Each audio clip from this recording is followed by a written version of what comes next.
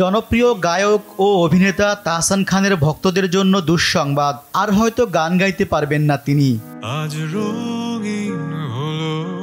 সঙ্গীত শিল্পী হিসেবেই যাত্রা শুরু করেছিলেন তাহসান, প্রশংসা কুড়িয়েছেন অভিনয় শিল্পী হিসেবেও, কিন্তু ভোকাল কর্ডের সমস্যায় ভুগছেন তিনি। হেটেরোটোপিয়া নামের একটি রোগ বাসা বেঁধেছে তার কণ্ঠনালীতে।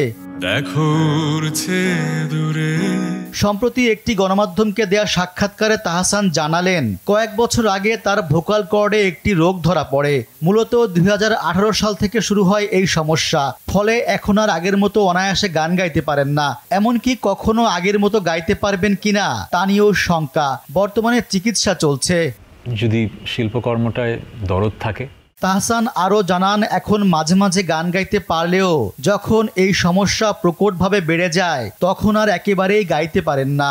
শ্রোতাদের উদ্দেশ্যে তিনি বলেন, ভবিষ্যতে যদি আমার কনসার্ট কমে যায় অথবা আমার লাইভে গান গাওয়া কমে যায় তাহলে মনে করবেন আমার এই সমস্যাটার কারণেই আমি আর গাইতে পারছি না।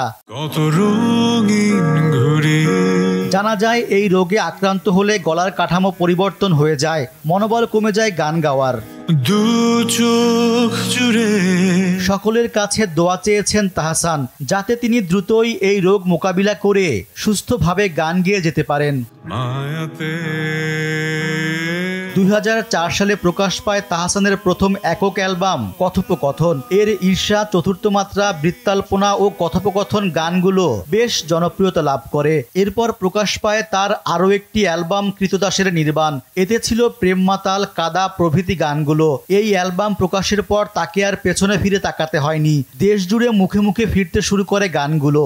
আমার মতো পজিশনে থাকতে গেলে কি করতে হয় সেটা আমি বুঝি। আসছে ঈদে একটি ওটিটি প্ল্যাটফর্মে মুক্তি পাচ্ছে তাহসানের প্রথম ওয়েব সিরিজ বাজি। এর মাধ্যমে প্রায় 2 বছর পর অভিনয়ে ফিরছেন তিনি। আমি বুঝি না, তোর পরিবর্তন দেখে আমি অবাক হচ্ছি। মাঝে মাঝে আমার কি মনে হয়। রিজওয়ান সিদ্দিকী, দেশ টিভি। একটা ছেলে খুঁজে এনে বিয়ে করে দাও, আর না পেলে আমাকে বলো। আমি